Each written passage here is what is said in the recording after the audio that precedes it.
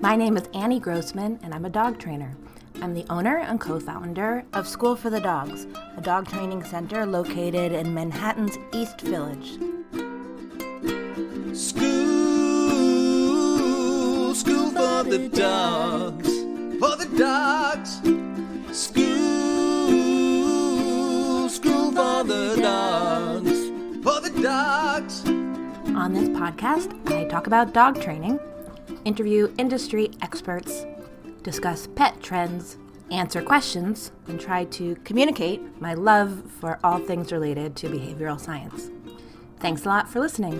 I think this podcast will help make you the best possible human best friend any dog could ask for.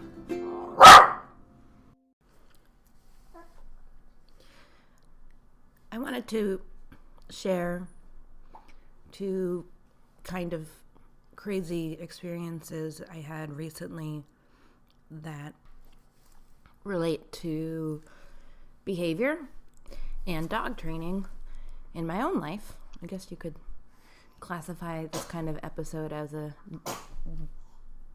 Dear Diary type episode, and my 3-month-old Marigold is right next to me as I'm recording this. And first she had the hiccups, and now she's sneezing.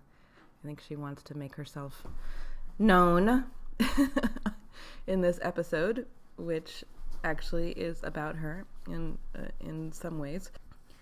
So one of these life episodes is, I would say, crazier than the other, and they're both about people who I guess you could call crazy, but I feel like that's sort of a broad and sloppy term, probably not particularly PC. So I think I'm going to go with calling both these people simply bananas. The first incident I wanted to talk about happened about a week ago when I was on my way home from my daughter's nursery school. I think it was her first day of nursery school. I had her with me. She's 2.5, and the baby. And we were waiting for the bus, and the bus wasn't coming, and finally the bus came, and right before the bus came, a cab went by, and Magnolia said, "I want to take a taxi." And I said, "No, honey, we're taking the bus." We got on the bus, and she had a meltdown. "I want to take a taxi, I want to take a taxi," crying, screaming about how she didn't want to get on the bus. She wanted to take a cab. I had to pick her up because she was doing that toddler thing where they try and go flat on the floor. And I was also carrying the baby. I had the baby strapped to me. And the bus was really crowded, and some very kind person stood up and said, "Why don't you take my seat?" And meanwhile, Magnolia's screaming, crying the whole time. And, I felt like everyone was looking at us, but not with great anger, just kind of with that upside down smile, Beaker the Muppet smile, frown, feeling pity for me, I guess. But the guy who was in the seat right next to me, an older man, starts saying to me, "You need to chastise that child. This is the problem with the world today. You should be chastising her. If she was my kid, I'd smack her." And at that point, I'd say 2 or 3 people nearby me offered to get up and give me their seats. But we were really only going, I think 7 blocks. So we only had a couple minutes left in front of us on the bus, and it was hard enough getting myself seated in one seat with the baby and the tantruming toddler, so I didn't really want to move. So at the same time that I'm trying to settle down Magnolia, I'm also holding her really tight because I'm trying to protect her from the bananas man next to us. She's still crying, and I'm also thinking to myself, really, does this guy really think that the problem in the world is that people don't punish their children enough? People don't chastise their children enough? Because that certainly doesn't seem like what's causing issues in the world. If anything, it's the opposite, It's the fact that all over the place. People are trying to use force to change behavior, to stop behaviors they don't want without teaching behaviors they do want. I mean, certainly with dogs, but I think with all kinds of people in society as a whole. And even more than that, I was thinking, in this moment, sure, learning's happening all the time. I say that all the time on this podcast. But I didn't think that her tantruming on the bus was teaching her that it's okay to tantrum on the bus. I think she was tantruming on the bus because she was 2 and maybe needed a nap. And, to bring it back to dogs, similar thing with puppies. A puppy that is nipping at your ankles because the dog's a puppy. And if you did nothing about it, that does not mean the puppy's going to grow up learning that nipping at the ankles is an okay thing to do. They're going to stop doing it because they're going to stop being a puppy eventually. So in the moment, it's more about stopping the behavior because it's annoying for you, just like Magnolia tantruming was annoying for everyone in the bus. But to everyone's credit, except for the bananas man next to me, nobody seemed to be making a big deal of it because plenty of people have dealt with toddlers in their lives, and toddlers can be moody for no good reason. But I was interested in stopping her behavior, if only because I didn't want to be bothering everyone else on the bus, and also I didn't want to incite violence from the man next to us, who would have liked me to smack her, as he told me over and over again. But, it seemed to me like a good example of why punishment is so problematic, especially in a moment where an animal is highly emotional, as she was. Could I have punished her in some sort of way that would have stopped the behavior? Maybe. I suppose I could have yelled at her or hit her or done something like that. But, I think that the emotional learning that would have taken place, the classical conditioning that would have taken place, the association she would have made with me and maybe with the bus or who knows what, would have been far more meaningful to her in the long term. It might have stopped the behavior in the moment, but it would have done nothing to improve our relationship. And I certainly don't want her to learn by association that I am scary or unreliable, or that buses are places of violence. And I'm talking about positive punishment. Negative punishment would be, like giving her a timeout. And I have a good friend who does a lot of timeouts with her kid, but even she points out that it's hard to do a timeout when you're out and about or you're in a public space. Sure, maybe it works when you're at home and you can go stick the kid in a corner, and it certainly seems less aversive than screaming or yelling or using any kind of physical correction, but still can be problematic. Anyway, I was having all these thoughts and also trying to tend to my 2 very young daughters and not incite violence from Mr. Banana Pants next to me. And I'm certainly no expert at any of this stuff. I've only been a parent for a couple of years and I'm just figuring it out. So I did something that you can't do with dogs, which I figured was worth a shot. I just spoke to Magnolia and told her what was up. And I said, I know you're really upset. Oh, that's another sort of thing about dogs too. With dogs, we so often get tied up in the reason for their behavior, when the reason, she was upset because she wanted to take a cab. It didn't really make any sense, but young animals are emotional. Even older animals can be emotional for no reason that makes any sense. Anyway, I said to her, I know you're upset. I know you wanted to take a taxi, but we're on the bus now. We're almost home, and your behavior is really bothering everyone around us. So can you just try and be sad and upset in a more quiet manner until we get home, and then you can scream and cry as loud as you want to. And it worked, which honestly sort of surprised me. I wasn't really sure it would work. I just did not know what else to do in that moment.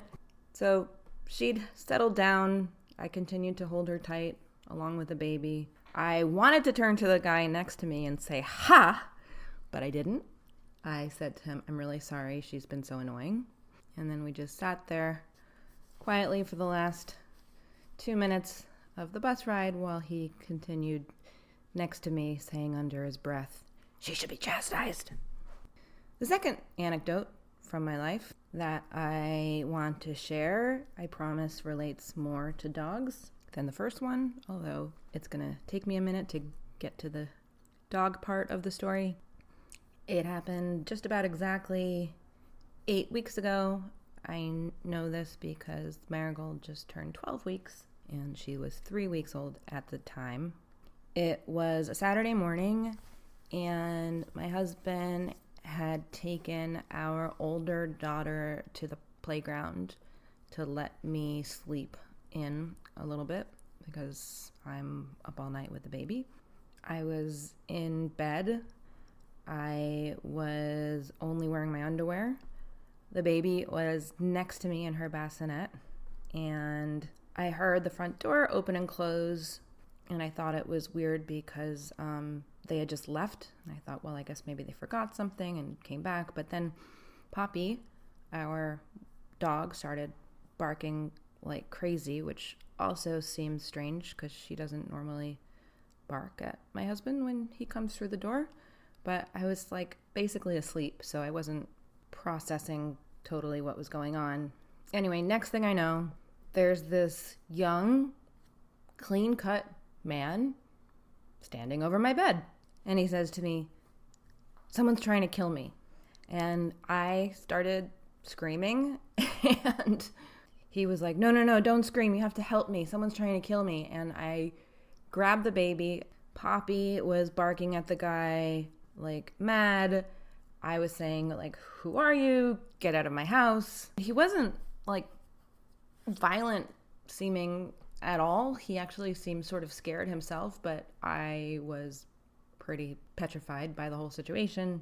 I managed to grab like a hoodie to throw around myself, and wearing nothing else but my underwear, grabbed the baby and ran out the door, ran into the street, grabbed the first person I saw walking on the street and said, "Hey, I need to call 911 and I need to call my husband." And again, I was half naked in the street with a 3-week-old. I'm sure I looked like the crazy person in that moment.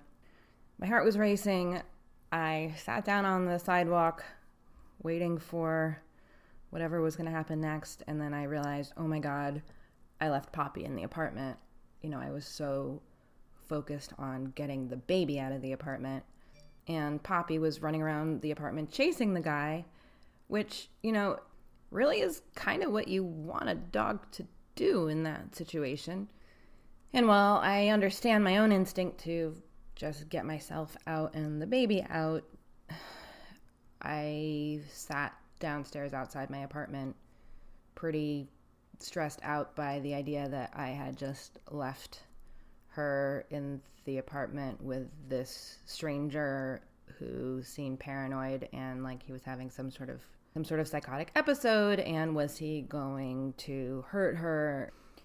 Fortunately, I really do think he was, well, I mean, not fortunately for him, but I guess fortunately for me, I really don't think he was violent. I don't think his intentions were bad. I think he really was having some sort of mental break and was looking for help. After I ran out of the apartment, he ended up going upstairs to my neighbor's apartment and pleaded with her to help him. I actually don't think he even broke in, because later on we learned that our front door had been broken. We live in a really sort of old, crappy building, and we didn't realize it, but the doorknob was broken in such a way where the door could be pushed open, and had been like that, although my husband and I hadn't noticed, and the apartment door wasn't locked. We do usually lock it, but it was the middle of the day, and my husband didn't lock it when he left to go to the playground. The police ended up coming, taking him away. He didn't take anything from anyone. He did not hurt anyone. I hope he received some mental health help. And everyone was fine, and we all went on with our lives just fine. All of us except for Poppy. Poppy was really traumatized. I would diagnose her as having doggy PTSD, and I've talked about this on the podcast before in some other situations about how socialization is something that's happening always. We talk often about puppy socialization, but like I said earlier, we're always learning. Animals are always learning. And I believe the more experiences an animal has, the more they are going to be able to deal with new experiences without major stress. One time I heard Ken Ramirez, who used to train at the Shed Aquarium in Chicago, talk about how he wanted the animals he was working with there to be so well socialized, to be so accustomed to unusual things happening and those unusual things being no big deal, that if the roof blew off the place, the sea otters or whatever would just think, oh, this must be just another one of these silly humans doing a training exercise with us. But the reality is, sometimes scary stuff happens that we can't control. And the bar for what might freak out a person or a dog is going to be lower or higher based on the individual. Our trainer and my good friend Anna Ostroff's dog Ginger one time was out walking with her, and a guy on a skateboard skated up really quickly right past them, and it was quite scary to Ginger. And after that, she developed a real phobia of being outside from that single experience. And that can happen. Of course, the same thing might have happened to another dog, and they wouldn't have cared at all. I mean, I guess you could kind of say the same thing about this guy coming into our apartment. I mean, by the time my husband came back from the playground with our older daughter, I was like pretty much fine and like ready to talk about what we were going to do for lunch. And my husband was like, wow, I think if the same thing had happened to my ex-wife, she would have taken to bed and spent the rest of the day hyperventilating, which, might not have been an inappropriate response. Anyway, I could tell right away that Poppy had been quite freaked out, and the experience of helping her over the last couple of months has been interesting. It's been a good learning experience for me, and it's also been sort of interesting to watch other people deal with a dog who has fear issues, and it's made me think about my assumptions and other people's assumptions too. Firstly, it's made me think about generalizations. You'll often hear people talk about how dogs are not good at generalizing, which I think is sort of funny because people say it often as if humans are good at generalizing and dogs aren't, whereas I think humans are also pretty bad at generalizing. I mean, I knew a guy who had a bad experience dating a Gemini and refused to date Geminis after that. I at first thought that Poppy might be scared of black men. The guy in the apartment was black. So I started thinking, okay, I need to arrange to have different friends of mine who are black and male come over ideally, I don't know, every day, every other day, so I can work doing some counter conditioning with her. But it turns out I was wrong, and that her fear was not attached to people based on gender or skin color. At first, at least, she was basically scared of any new person at all coming through the door. And we have 2 doors in our apartment, 2 entrances, and it was the door the guy had come through that was really triggering for her. She definitely seemed more scared of men in general than of women or children, but an overall high level of fear relating to anybody coming through the door that she did not already know. In that first couple days, or at least the first day, the next day, she also was scared of any men that she saw on the street. I think probably her cortisol levels were still really high. She still wasn't quite herself. And that first day, or maybe it was the next day, I was out walking her, and a guy walked by. He was with a woman, and Poppy barked at him, which I'd never seen her do on the street. She wasn't barking like crazy, like mad or anything, but she did bark at him, and he turned around and went, "Hey!" Which, wasn't helpful. It scared me. I have to imagine it further scared Poppy as well. And it was like his knee-jerk reaction, and kind of made me think about, now that I'm talking about it now, it makes me think about the guy on the bus freaking out about the toddler crying. I mean, toddlers cry sometimes, dogs bark sometimes. These are not inherently bad behaviors, so chill the F out. I don't believe Poppy was attempting to show that she was dominant over this dude. I think she was just scared. Anyway, the good news is her behavior on the street has been totally fine, except for that one next day where every little thing seemed to push her over the edge. But it was pretty evident from the start that I was going to need to do some work with her inside on helping her learn to feel okay again about new people coming into our apartment. And, it's funny because the realization that I now had this behavioral problem, that my dog really needed therapy in order to get better about, I have to say it has made me more empathetic to our clients, because firstly, you can, as a trainer, go in and say, this is how you do counter conditioning, and you need to set up trial situations, and you need to make sure that there aren't people coming into your home at random times when you're not prepared. But the reality of doing that stuff is really hard. I mean, I wrote to 6 men that I know, men of all different skin colors. Like I said, men have been more of a trigger to her than women. So I wrote to men who she doesn't know to see if I could arrange a time for them to come over so that I could work with her.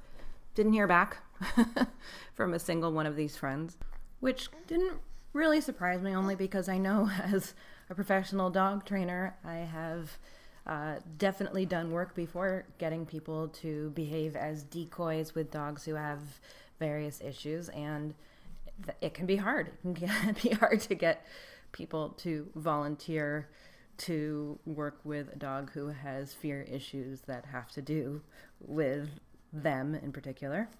And it can also be really hard to control the comings and goings in my apartment. I'll talk more about that in a second. But the other thing is, it was the first time in my life where I thought, oh my God, I really need a professional dog trainer to come in and help me. And at first I thought, I need an outside opinion. I need someone else to look at this with a different set of eyes. And then I realized that I didn't need that as much as I just needed someone else to help me do the work. I mean, I love training dogs. It's the thing that I'm more passionate about than anything else, at least work-wise. But I have a lot going on. I run a business. I have 2 tiny kids. I do this podcast. And so I really found myself thinking, I do wish that I could outsource this. And I found myself envious of clients of ours who can afford to have a trainer come 2-3 days a week for an hour and just work with their dogs. We call it day training when we do training where the owner isn't there.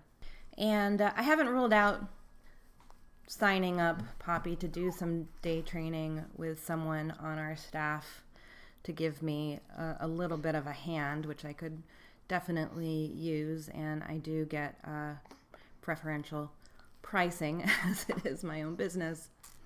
I guess I'm just saying that I see it as a financial commitment that our clients make when they maybe even could do the work themselves. It's not that they don't understand how to do the work, but it sure can be helpful to have someone come in and just do trial after trial with your dog. Someone who is really setting aside the time to do the work that needs to be done. It's a luxury to be able to afford a trainer who can come do that, but it's so awesome that we have clients who do that with their dog, who really are paying for therapy for their dogs to help their dogs be happier and exist in a more peaceful way. So I guess it's given me a newfound appreciation for my own profession, because I know what to do, but that doesn't preclude me from wanting to outsource some of the work. So the day after the incident, we had some friends come over with their 2 young daughters. They had never met Poppy before, and with hindsight, I maybe should have not had them come over, but I wasn't aware really of what the problem was yet. And Poppy really freaked out. And their 2 little kids were a little fearful of dogs, and I was managing my 2 little kids. It was a lot. So I opted to put Poppy in her crate in the other room, some food and a puzzle toy and some treats, and I think I put peanut butter and a marrow bone for her, and she was okay. And I think it's a really good reason to make sure you have a dog that is not only comfortable going in a crate, but for whom the crate is kind of like a safe, happy spot, because the crate really has become that for Poppy. As long as she was in the crate, she seemed pretty okay with having strangers in the other room. I think she felt protected there. The second time someone came over was, I don't know, maybe a week after that. One of my husband's students came by. He is a professor, and this guy, super nice guy, has a really long beard, like Civil War era Duck Dynasty style beard, which I mention because I think he probably looks quite different than anyone else Poppy has seen. And I didn't know this guy was coming over. I wasn't particularly prepared, but he loves dogs, and he was willing to do a little bit of work with me and with Poppy. So as he and my husband sat and chatted, I asked them to put themselves at like the farthest end of our deck. We have like an outdoor space, which is like the biggest expanse of space where there's like a straight visual line in our home. And I set myself up with Poppy as far as I could be from him, and I clicked and treated every time she looked at him, like at a starting rate of maybe, 10 times a minute, even if she was barking. If she had her head up and was facing towards him, I clicked and treated. And it worked really well. I'd say within 20 minutes, she was not barking at all. She was happily looking at him and then looking back at me for a treat. And even my husband was like, wow, this really looks like magic. But I had the baby strapped to me the whole time. Our older daughter was running around. And after doing it for like 20 minutes, even though Poppy was just doing so well, I felt like, oh my God, I can't do this anymore. This is craziness. I can't be the dog trainer I need to be to Poppy right now and be a mother to my two daughters at the same time. Just there's not enough of me to go around. So I put Poppy in her crate. At that point, she had settled down a lot. And again, the crate is a comforting place for her. So that was overall a good trial. Although again, it made me feel like I wish I had a professional trainer here who could just be focusing on Poppy while I'm dealing with everything else that's going on here. Another week or so after that, another friend of my husband's came by for a drink in the evening, and this time I thought about it in advance. I knew he was coming, and I also at that point had made the decision that any new person coming into our apartment was going to have to use the other door. And whenever possible, all of us in the household have been using that other door. I don't think we have to do that forever, but at least for now, because I think the door that the guy came through, just the door itself became a trigger for Poppy. So Mark, my husband's friend, came in. He came through the other door, but before he arrived, I had Poppy in her crate already. And when she was in a state that seemed pretty chill, I let her out. I had put up a baby gate in the doorway between where Mark was and the area where her crate was. So she still had full access to her crate. She could have gone back in there if she wanted. But I set up this baby gate, and she was barking at him. But again, I just started clicking and treating her actually for just approaching the gate at all.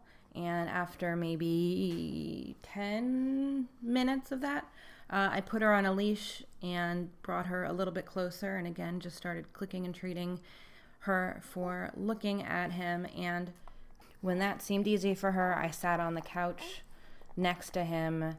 And then he started feeding her treats, first by tossing treats at her, and then she was eating out of his hand. And within the span of about 45 minutes, she was literally in his lap, licking his face, like he was her long-lost best friend.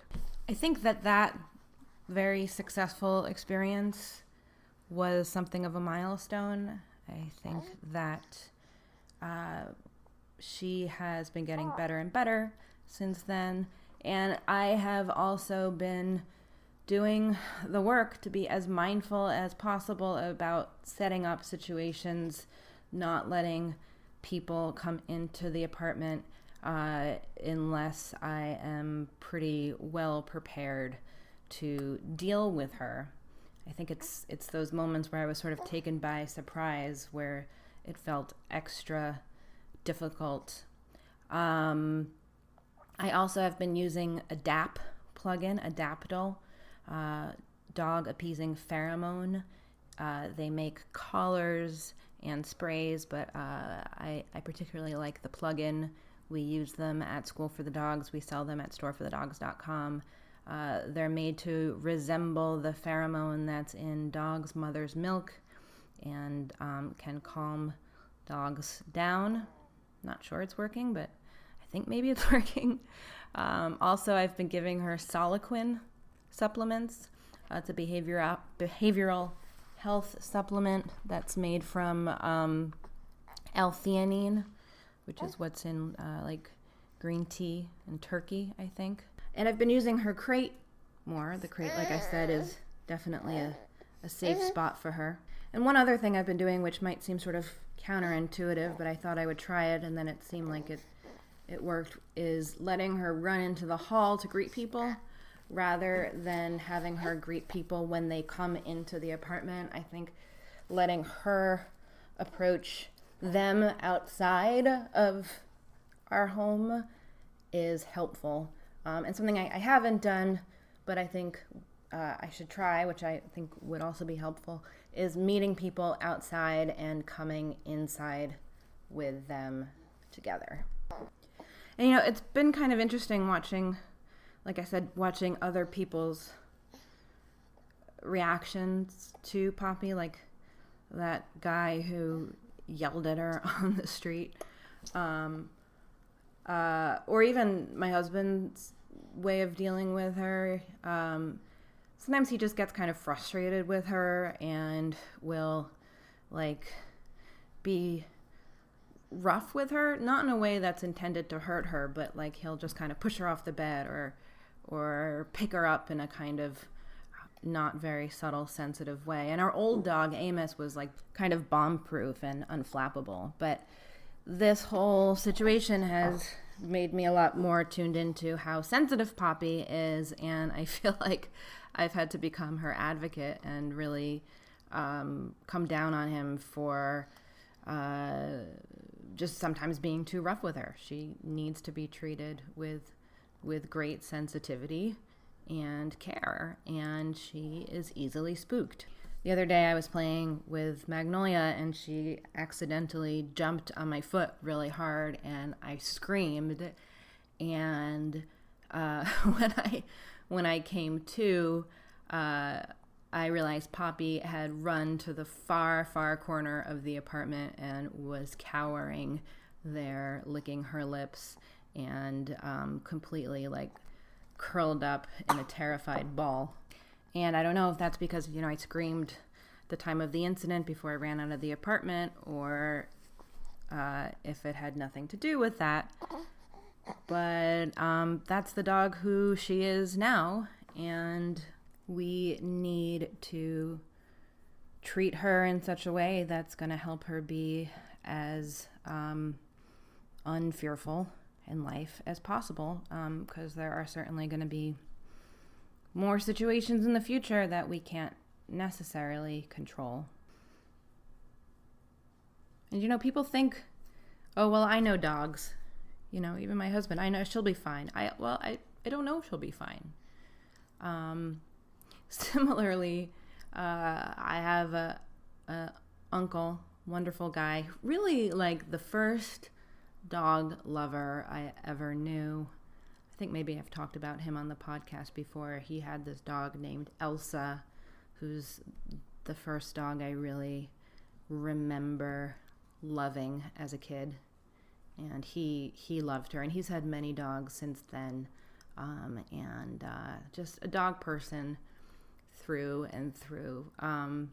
But he, you know, he has ideas about dogs that I think are kind of wrong and not, I mean, like benign, but still wrong. For example, he's been over a couple times now since this happened with Poppy, and Poppy had met him before, but was not too familiar with him. So I think saw him as a new, potentially scary person.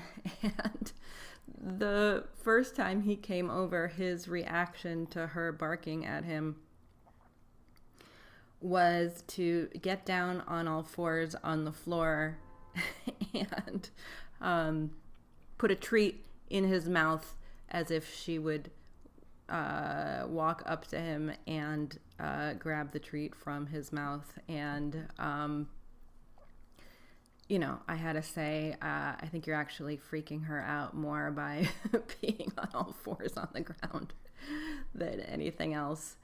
And when I managed to get him to, stand up and come sit on the couch where I think Poppy was a lot more comfortable with him, he, in trying to get her to feel more comfortable, put a paper bag on his head, at which point I was just like, I don't know what you're trying to do, but just stop.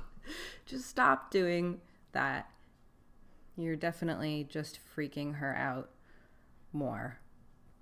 Although, again, it was sort of a moment where I wished that there was a professional dog trainer in the room that wasn't me, if only because as a professional in that situation, I think it would have been easier for me to tell him to stop doing what he was doing.